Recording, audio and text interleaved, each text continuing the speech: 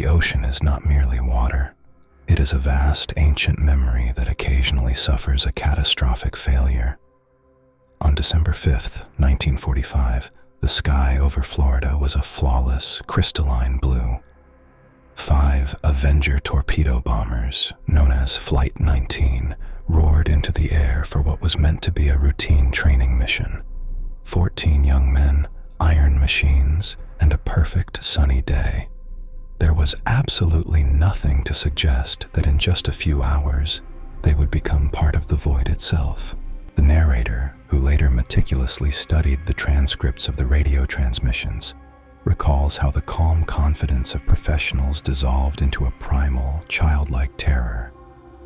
It began with the compasses. Lieutenant Charles Taylor, a seasoned pilot with thousands of hours in the air, suddenly radioed the base with a message that made the controllers freeze. "We don't know where we are. Everything looks wrong. Even the ocean. It doesn't look the way it usually does." This was the beginning of the dissolution of reality.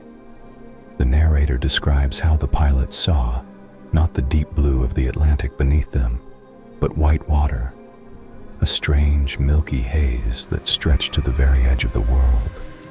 The compasses began to spin like possessed objects, and the sky above them abruptly shifted into a sickly, bruised yellow.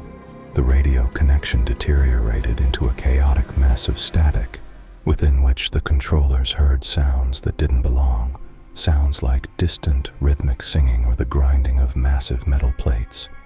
Taylor and his men hadn't just lost their way. They had flown off the map of our world. They reported seeing islands that didn't exist in that sector, and a sun that hung in the wrong part of the sky. The narrator emphasizes the most terrifying detail. They flew for hours, desperately trying to find the coast. But no matter which way they turned, there was only the white water. It was as if they were trapped inside a gargantuan glass sphere where the cardinal directions had ceased to exist. As their fuel began to run dry, Taylor's voice on the airwaves became eerily calm, but it was a calm far more unsettling than any scream. "Don't come after us. They look like aliens from outer space," were the last words that could be deciphered through the static. Who were they? And where exactly did the pilots see them? The narrator leaves this question hanging in the air like the sharp scent of ozone after a lightning strike. But the tragedy did not end there. A massive PBM Mariner rescue plane with a crew of 13 was immediately dispatched to find Flight 19. 20 minutes after takeoff, it too vanished. No SOS signal, no debris, no oil slick, nothing. 27 men and 6 aircraft simply ceased to exist within the span of a single evening. The narrator mentions a theory that never made it into the official Navy reports: the theory of the electronic fog. Perhaps the Bermuda Triangle is a place where time does not move in a straight line. Witnesses have told stories of planes landing 10 minutes earlier than they possibly could have, or pilots seeing prehistoric jungles where modern cities should be. Flight 19 may have stumbled into such a pocket of time where they are still flying, condemned to eternally search for a shoreline that no longer exists in our reality.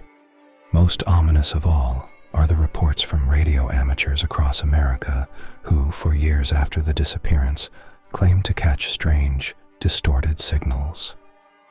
A thin, ghost-like voice, resembling Lieutenant Taylor, would repeat the same coordinates over and over, coordinates that led directly into the center of the void. Some say these were merely atmospheric echoes, but others believe they are the cries of souls who still haven't realized their world was left far behind. The ocean gave back nothing. No life jacket, no scrap of metal, not even a single bubble of air. The search operation was the largest in history, but it found only the silence.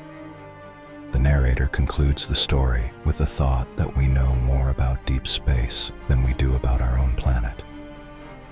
The Bermuda Triangle is a scar on the face of the ocean, a place where nature reminds us we are only guests here, If you ever find yourself in a cockpit or on the deck of a ship and you see the water beneath you turn a milky, shimmering white while your compass begins to spin aimlessly, do not try to fight it. Simply close your eyes, because you no longer belong to yourself. You belong to the triangle. And the triangle never returns what it has decided to keep as a souvenir from our dimension.